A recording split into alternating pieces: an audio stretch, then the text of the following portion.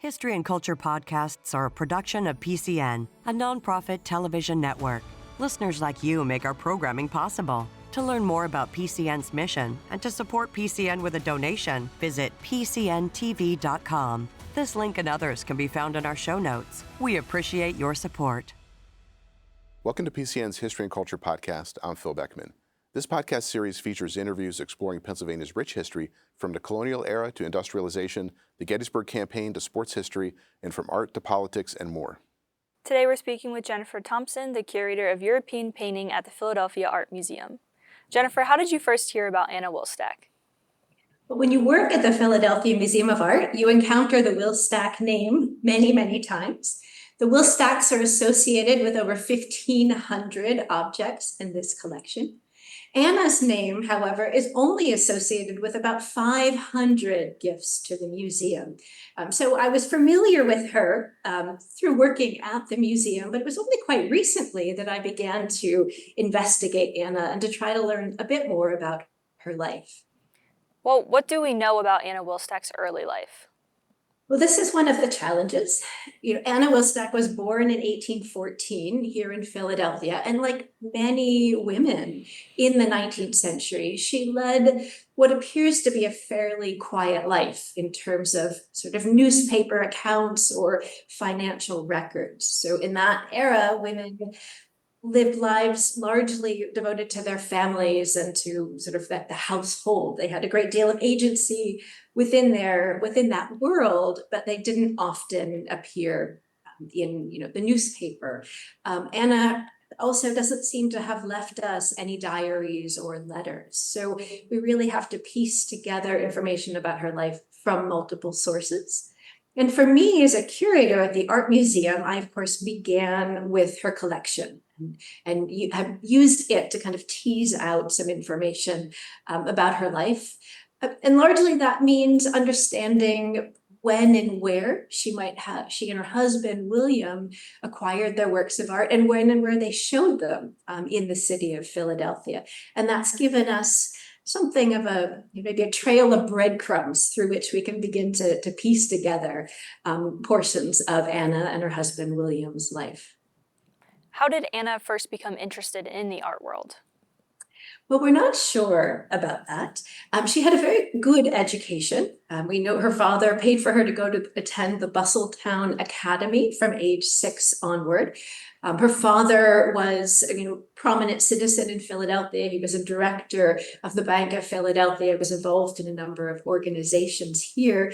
And he had a library of 50 books, which for the early 19th century was somewhat distinguished. So she had a very strong education, but her first exposure to art is unknown to us.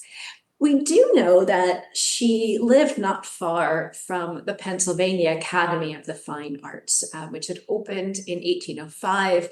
They had an annual exhibition from 1811 onward. So I would imagine that she attended exhibitions at the Pennsylvania Academy of the Fine Arts throughout her young adulthood, and certainly I would imagine during her married life when she and her husband began to form their art collection. Yeah, I wanted to touch on that. We know that she built this collection with her husband, William. What do we know about him? So William Penn Wilstach was just about roughly her age. She was 2 years older than he was. They married in 1841. At the time, he was working for a merchant in Philadelphia.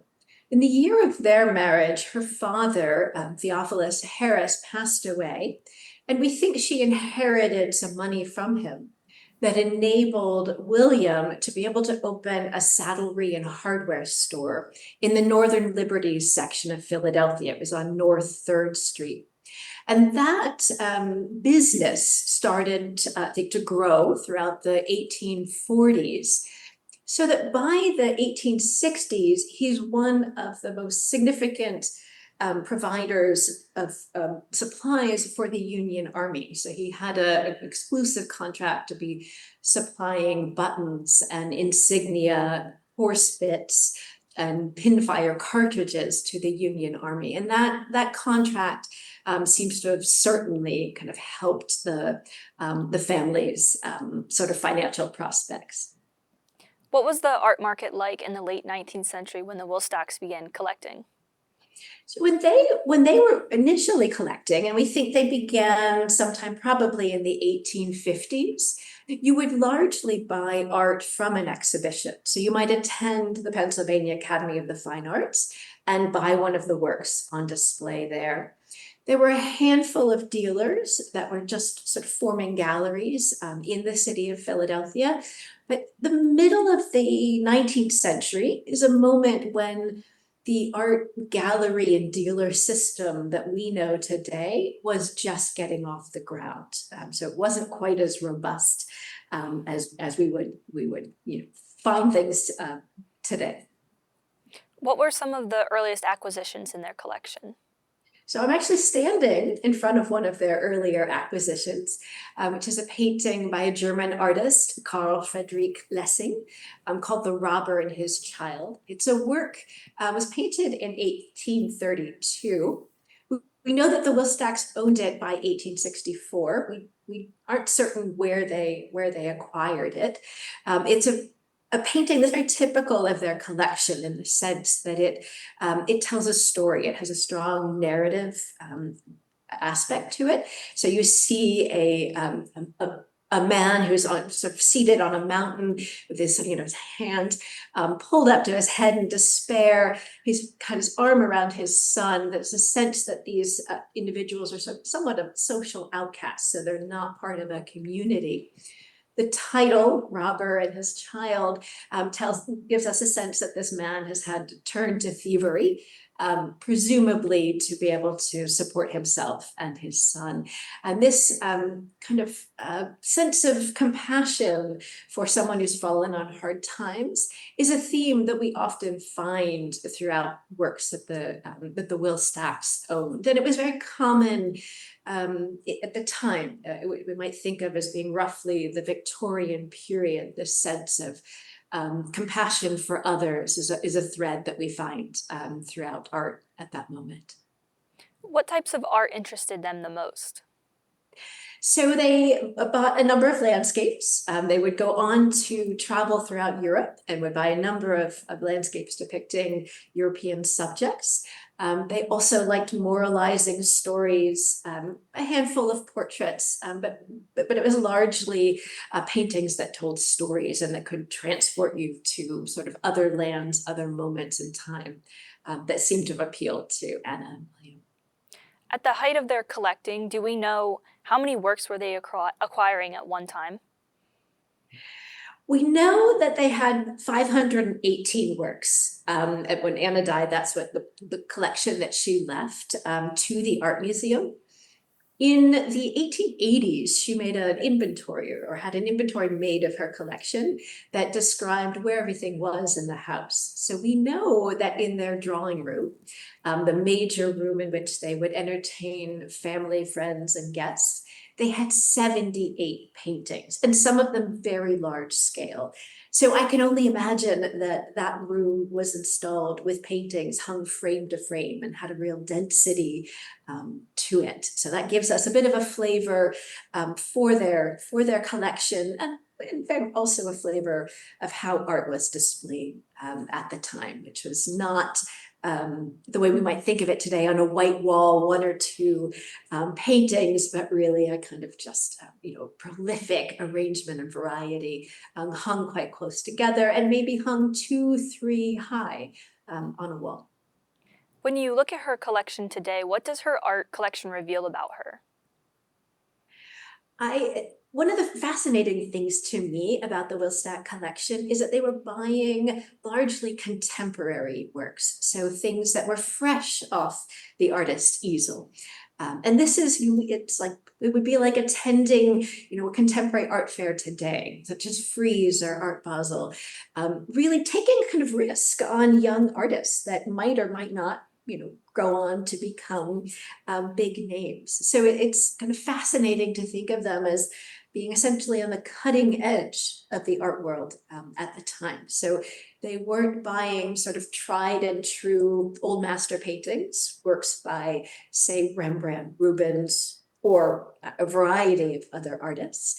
They were really going for art that was of their day, very much of its moment. You mentioned the painting behind you. Are there any other notable works that make up her collection? So there's a wide range of works in the collection. Obviously, European artworks of around the 1840s, 1850s. They also had a strong collection of American paintings. They had a wonderful portrait of George Washington that was done in a sort of monochrome colors that was meant to look as if it was actually a sculptural bust. A variety, particularly of watercolors and drawings as well, showing sort of majestic American sights of the American sort of landscape. The Wilstachs were prominent donors to an important art fair in the United States, or particularly in the Philadelphia area, and that was called the Great Central Fair of 1864. Which was held, it's also called the Sanitary Fair. It was held in Logan Square in the center of Philadelphia. And it was a fundraising sort of opportunity meant to raise money for the Union Army, in particular for soldiers that had been injured in the Civil War. And at the time, the largest art exhibition ever organized in the United States was put in a tent in the middle of Logan Square, and over 1,000 paintings were shown there. Those paintings were just lent by a variety of collectors, including the Wilstachs, who lent 21 works. And so it's a kind of, I find it a particularly exciting moment to think about Philadelphians, other people from Pennsylvania encountering works of art, perhaps for the first time, and to see it on such a large scale. So this is a kind of scale that you could only imagine in London or Paris at that day.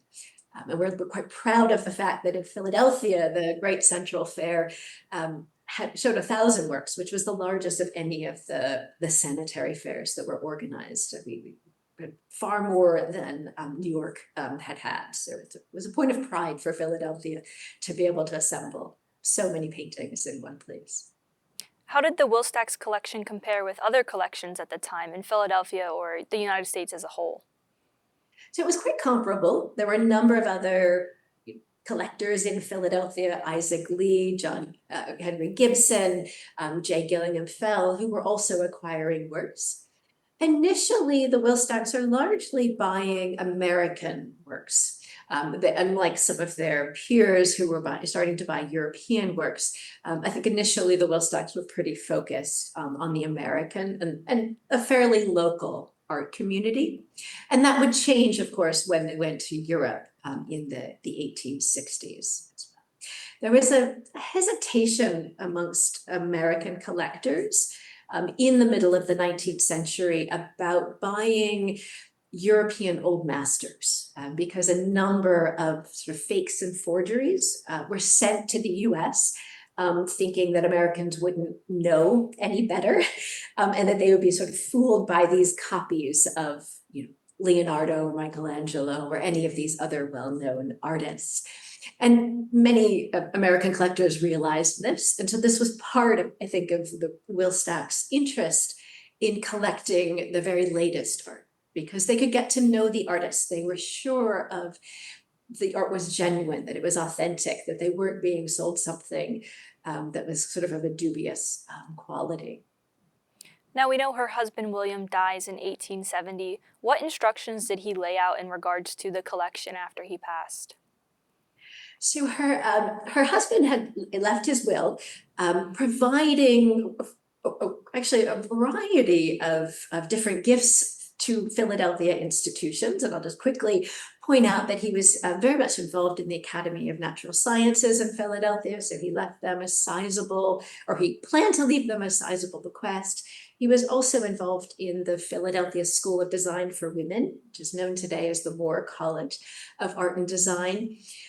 But he was also thinking very much about his collection. And so he had a estate of about $1 million, which he had proposed that a quarter of that, about $250,000, would be given to the city and the state so that they could create a museum building where his collection and that of many others could be shown.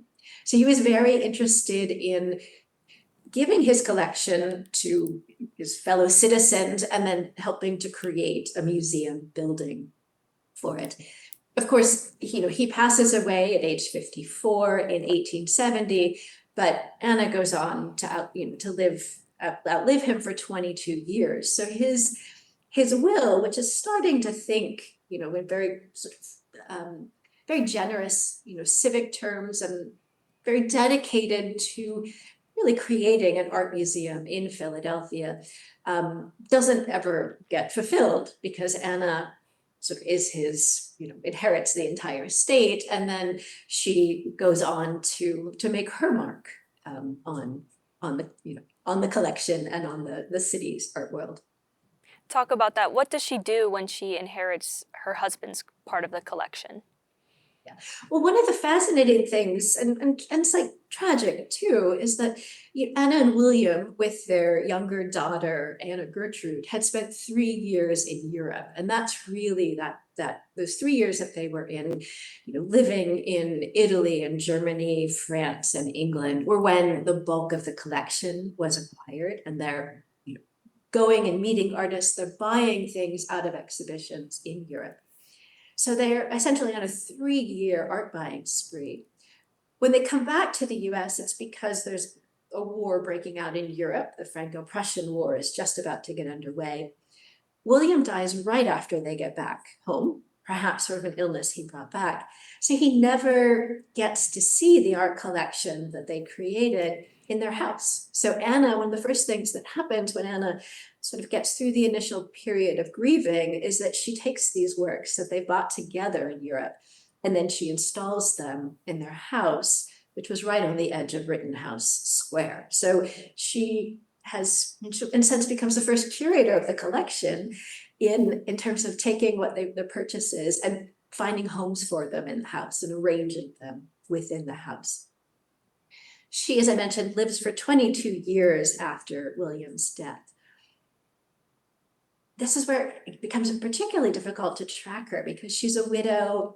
She is not terribly engaged in a number of charities or other organizations in Philadelphia. I think she became very close to her family and to her sort of domestic life. So it's hard to track her. But one of the fascinating things that happens is that when she passes away in 1892, William's estate, which was valued at $1 million in 1870, has grown to $5 million. So it was very wisely invested. I can't help but think that Anna had some role in that. She had considerable real estate holdings.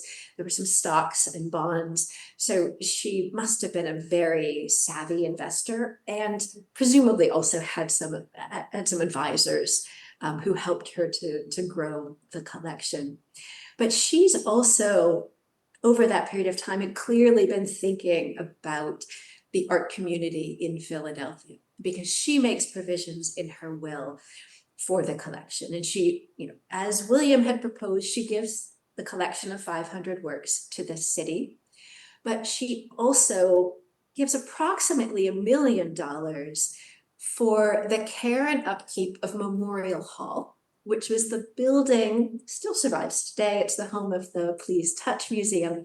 It was built in 1876 to house the art display at the Centennial Exposition. So that was a major change from William's death to Anna's, which is that suddenly there was a building in Philadelphia where art could be and was shown. That was the first home of the Pennsylvania Museum and School of Industrial Art. So she turns her attention to making sure that the building is in good repair. She's concerned that the labels on all of their works, very clearly state that they are the Wilstach collection. And then she leaves a fund of $600,000, which in today's terms, that would be $15 million. And with that fund, she specifies that the city should go on to continue to acquire works of art, and that they should be works of art that would inspire people through beauty, through their skill, through sort of a certain degree of moralizing sort of character and stories. And that is a very astonishing step for Anna to take. I've only found one other precedent around that same moment of another woman doing that. And that's a New Yorker named Catherine Lorillard Wolfe, who passed away in the 1880s and left 140 paintings and $200,000 to the Metropolitan Museum of Art. So Anna is really at the forefront of philanthropy and thinking about the art world in Philadelphia and thinking about the legacy that the Wilstachs might leave to not just to Philadelphians, but to those across the whole region and the state of Pennsylvania. So it shows incredible foresight on her part. So earlier you were standing in front of one of her paintings at the Philadelphia Art Museum, and I wanted to give our audience a chance to see more of her paintings in real life. So tell us about the work behind you. I'm moved to stand in front of a work that was acquired with the fund that Anna established. So I'm in front of Henry Ossawa Tanner's Annunciation, which was acquired with the Wilstach Fund in 1899. So 7 years after Anna's death, the Fairmount Park Art Association acquires this work, which is a much larger picture. I think I should have mentioned with the front of the listing is quite a relatively small picture that would fit quite nicely in a home, right? This is a gallery picture. Henry Ossawa Tanner was a Philadelphian. He lived in Philadelphia. He trained at the Pennsylvania Academy of the Fine Arts before making his career in Paris. He found that there were many more opportunities for an artist of African descent in Paris than there were in Philadelphia. He paints this sort of modern interpretation of the Annunciation, showing a woman from the Middle East who's encountering the angel Gabriel, but he is, of course, just a shaft of light. This is a work that's shown in Paris to great acclaim at the Salon, and then sent to Philadelphia to be shown where Tanner had been a student, and then is purchased with the Wilstach Fund for the museum in Philadelphia. And it becomes the first work by Tanner to be purchased by a US museum. And one might imagine that maybe the Wilstachs had bumped into Tanner in Paris, because they might have potentially, if she had been living in Paris at that time, she might have seen Tanner's work at the Salon. Tell us a little bit more about the works that were purchased with Anna's fund. So a group of sort of Philadelphia advisors and collectors in their own right, one of them being John G. Johnson, who would go on to acquire in his own right a great old master painting collection, which is shown at the Philadelphia Museum of Art.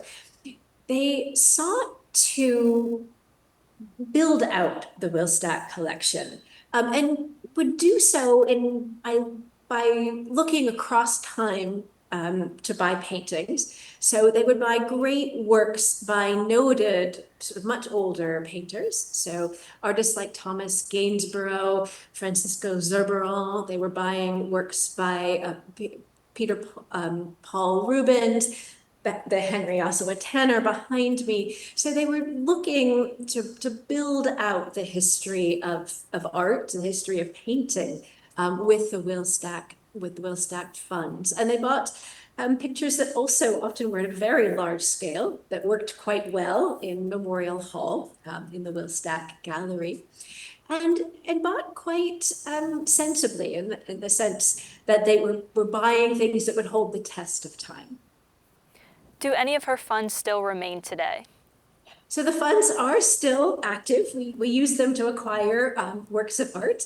It continues to be an extraordinary resource to this region and to the art world here in Philadelphia. That the Wilstach fund, created 130 years ago, continues to enable us to buy works of art that then can be enjoyed by the citizens of Philadelphia and the region. How widely recognized is Anna Wilstach and her collection today? So I think if you were to walk around the Philadelphia Museum of Art and read the labels carefully, you'd see the Wilstach collection, or you'd see William or W.P. Wilstach called out across the museum. You would very rarely see Anna's name, because when she left that fund, she said that the fund should be in her husband's name. So she was sort of honoring him, respecting, creating legacy for him by putting his name on all the works that would be acquired by the fund. So she's kind of the shadow heroine, maybe we should say, of that fund, but you do have to dig deep to find information about her. It's something I've been working on for maybe 10 years or so. Others are thinking about her, particularly her involvement elsewhere in Philadelphia, such as at Trinity Memorial Church and beyond. But we're still learning more about her and bringing more visibility to quite a quiet sort of philanthropic efforts that she brought to her age and to the legacy she left to this region. What lasting impact does her collection and her life have on the art community? Well, I think our lives are all enriched by the artwork that we can find here that's been acquired with Wilstach Fund. I think she's also an extraordinary example of what one individual can do in sort of realizing the potential, or realizing maybe that Philadelphia didn't have an art museum that was the equal of museums that could be found in Europe in that day. And then she was able to make a difference, and to do so in a very quiet, modest fashion. But I'm pleased that we're finally being able to sort of shine a light on her achievements and her accomplishments. We've been speaking with Jennifer Thompson, the curator of European painting at the Philadelphia Art Museum. Thank you. Thank you. Listeners like you make PCN programming possible. Full episodes of PCN's history and culture content, like the interview you just heard, are available to stream with the PCN Select app. Explore other documentary programs, event coverage, and a lot more. To learn more about PCN's mission and to support PCN with a donation, visit PCNTV.com. This link and others can be found in our show notes. We appreciate your support.